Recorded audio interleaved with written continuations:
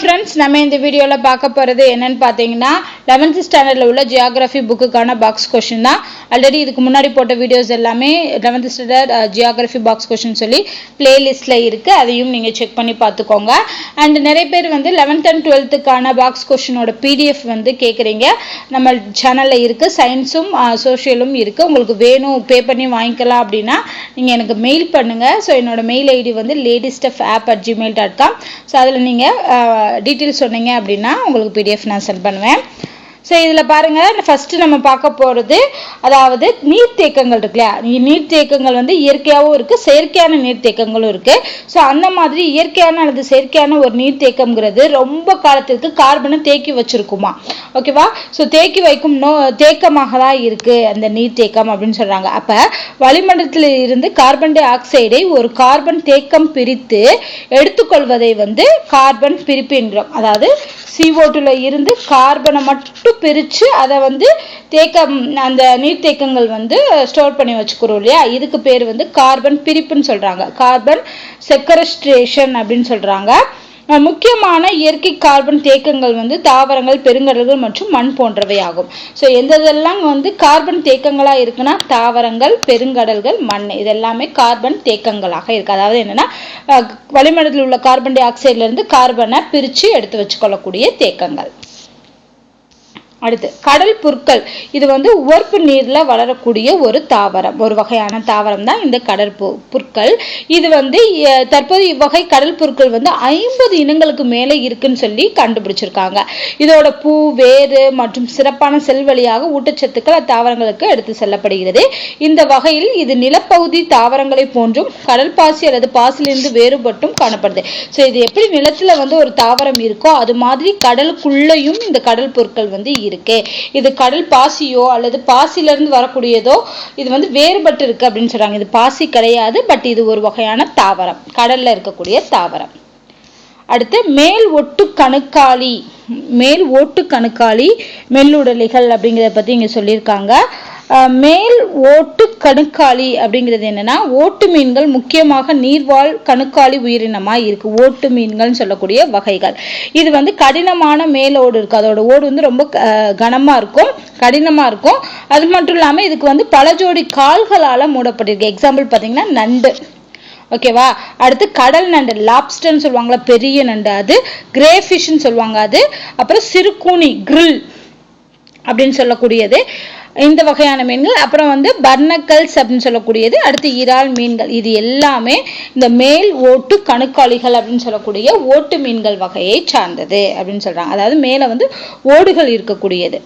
அடுத்து மெல்லுடலிகள் அப்படின்னு பாத்தீங்கன்னா இது முதுகெலும்பில்லாத மென்மையான உடலை கொண்ட உயிரினங்கள் தான் மெல்லுடலிகள். மொலுசக்ஸ் அப்படின்னு சொல்றாங்க. பெரும்பாலும் இவற்றின் உடல்கள் தடினமான ஓடுகளால் மூடப்பட்டிருக்கும், ஓகேவா. ஏன்னா அது ரொம்ப சாஃப்டா இருக்கும் இல்லையா அதோட உடலம், அப்படிங்கிறதுனால மேல வந்து ஓடால மூடப்படும். எக்ஸாம்பிள் பாத்தீங்கன்னா நத்தை, அட்டைப்பூச்சி, கணவாய் அப்படின்னு சொல்லக்கூடிய கணவாய் மீன், அப்புறம் வந்து சிப்பி ஓடு, என்காலி, ஆக்டோபஸ், ஆலிகன், கிளாம்ஸ், ஈரிதல் சிப்பி, ஒய்ஸ்டர் அப்படின்னு சொல்லுவாங்க. அது இது எல்லாமே வந்து இந்த மெல்லுடலிகள் வகையை சார்ந்தது. அடுத்து பார்த்தோம் அப்படின்னா சேறு நிறைந்த சதுப்பு நிலம் அப்படிங்கிறது. இது வந்து ஈரமான சூழ்நிலை மண்டலத்துல தான் இந்த சேறு நிறைந்த சதுப்பு நிலம் காணப்படும். இங்க வந்து பாத்தீங்கன்னா கடற்பஞ்சு போன்ற தன்மையுடைய பாசி மற்றும் இறந்த தாவரங்களால் ஆன நீர்வடியா மண்ணை கொண்டிருக்கும், ஓகேவா.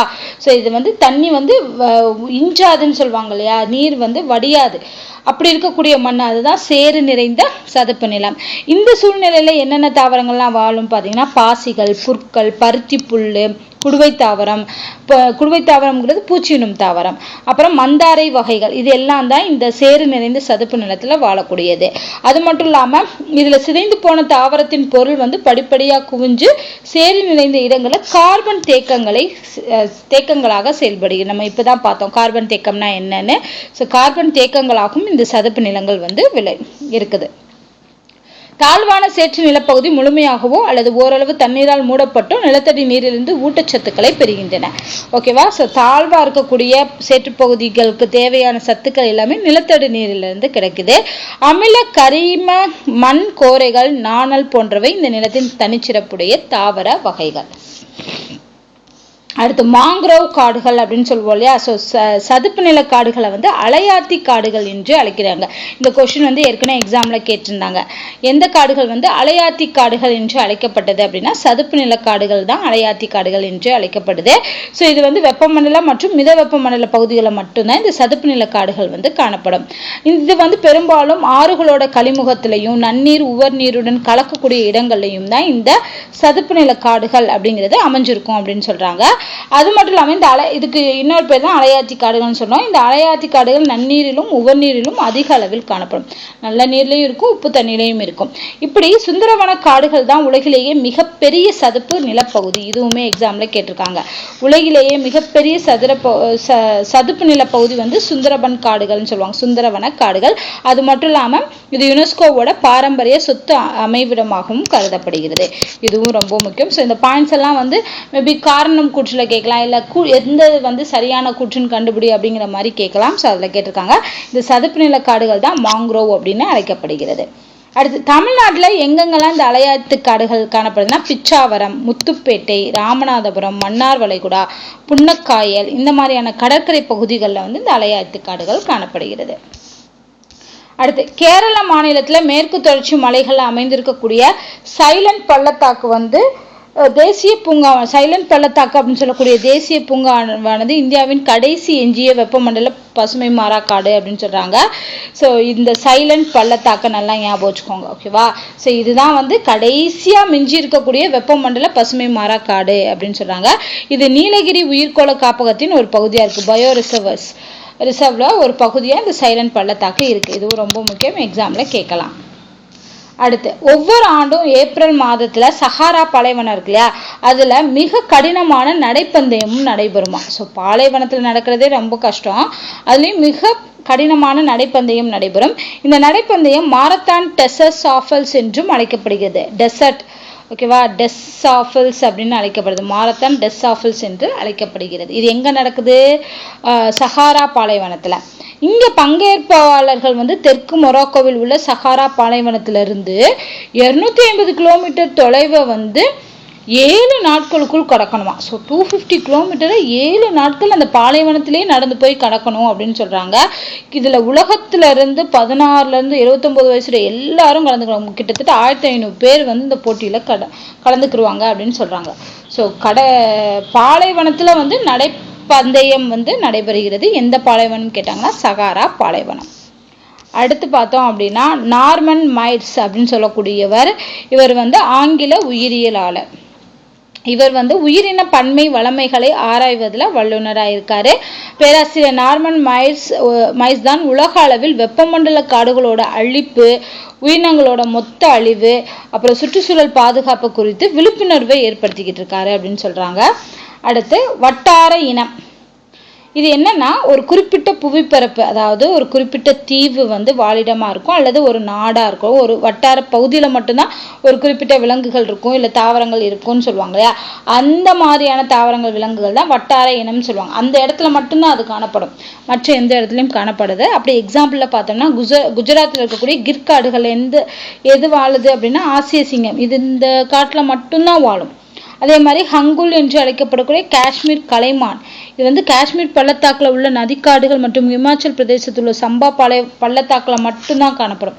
ஸோ இதெல்லாம் அந்தந்த வட்டார பகுதியில் மட்டும் காணப்படும் வட்டார இனங்கள். அதே மாதிரி சிங்கவால் குரங்கு வந்து விரைவில் அழியக்கூடிய அச்சுறுத்தல இருக்கக்கூடிய ஒரு உயிரினம் சொல்லலாம். இது தென்னிந்தியாவோட மேற்கு தொடர்ச்சி மலைகளில் மட்டும்தான் வாழும், ஓகேவா. ஸோ இதெல்லாம் அந்தந்த வட்டார பகுதியில் வாழ்றதுனால இது வட்டார இனங்கள் என்று அழைக்கப்படுகிறது. எண்டமிசம் அப்படின்னு சொல்லுவாங்க இங்கிலீஷ்ல. ஸோ கிர்காடுகள்ல ஆசிய சிங்கம், காஷ்மீர் கலைமான் வந்து காஷ்மீர் பள்ளத்தாக்கு மற்றும் இமாச்சல் பிரதேசத்தில் உள்ள சம்பா பள்ளத்தாக்கு, இது ரெண்டுல மட்டும்தான் இருக்கு. சிங்கவால் குரங்கு வந்து மேற்கு தொடர்ச்சி மலைகளில் மட்டும்தான் காணப்படுகிறது. அடுத்து சர்வதேச உயிர் பாதுகாப்பு மையம், கன்சர்வேஷன் இன்டர்நேஷனல் அப்படின்னு சொல்லக்கூடிய ஒரு மையம். இது வந்து நிதிச்சாரா அமெரிக்க சுற்றுச்சூழல் பாதுகாப்பு அமைப்பாக இருந்திருக்கு. 1987 வெர்ஜீனியா அப்படிங்கிற இடத்துல வந்து ஆரம்பிக்கப்பட்டிருக்கு.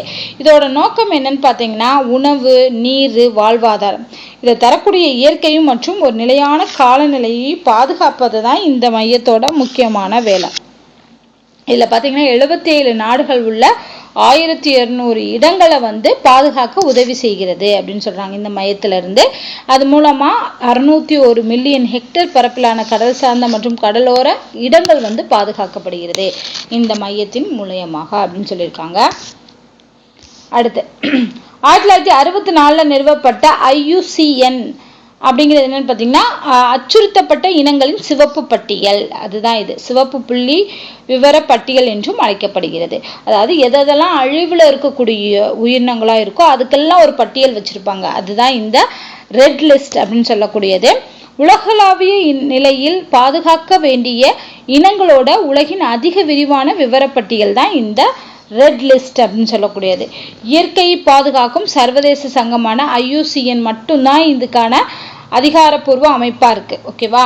ஒரு குறிப்பிட்ட அரசியல் அமைப்பில் உள்ள அழிந்து போன இனங்களை குறித்த சிவப்பு விவரப்பட்டியலை அந்தந்த நாடுகள் மற்றும் அவற்றுள்ள அமைப்புகள் வந்து வெளியிடும். அதை வந்து இவங்க ஃபுல்லா அதை கண்ட்ரோல் பண்ணி வச்சிருக்காங்க. இந்த IUCN அப்படின்னு சொல்லக்கூடிய இயற்கையை பாதுகாக்கும் சர்வதேச சங்கம். அடுத்து பார்த்தீங்கன்னா இந்தியாவில் உள்ள உயிரின பாதுகாப்பு திட்டங்கள். இது ரொம்ப முக்கியம். கண்டிப்பாக இதுல இருந்து கொஸ்டின் கேட்டிருக்காங்க. ஸோ எந்தெந்த வருடம் அப்படிங்கிறது புலிகள் காப்பகம் தான் 73. இதுதான் ஃபர்ஸ்ட் 1973 கொண்டு வராங்க. முதலை வளர்ப்பு இயக்கம் 75 1975. அடுத்து பார்த்தீங்கன்னா காண்டாமிருக பாதுகாப்பு சட்டம் 87 1987. அடுத்த வருஷமே யானைகள் பாதுகாப்பு திட்டம். கடல் ஆமைகள் பாதுகாப்பு திட்டம் வந்து 1999. ஸோ இதெல்லாம் வந்து ஒரு தடவை பொறுத்துகளை கேட்டிருந்தாங்க. ஸோ இந்த இயர்ஸ்லாம் வந்து ஞாபகம் வச்சுக்கோங்க, ரொம்ப முக்கியமானது. ஸோ இதோட வந்து இந்த வீடியோ வந்து கம்ப்ளீட் ஆகுது. இன்னும் வந்து ஒரே ஒரு வீடியோ தான் இருக்குது ஜியாகிரஃபியில். அதை பார்த்துட்டோம் அப்படின்னா ஜியாகிரஃபியோட பாக்ஸ் கொஸ்டின் வந்து கம்ப்ளீட் ஆகிடும். இந்த வீடியோ உங்களுக்கு பிடிச்சிருந்தா லைக் பண்ணுங்கள், ஷேர் பண்ணுங்கள், மறக்காமல் நம்ம சேனலை சப்ஸ்கிரைப் பண்ணுங்கள். நன்றி.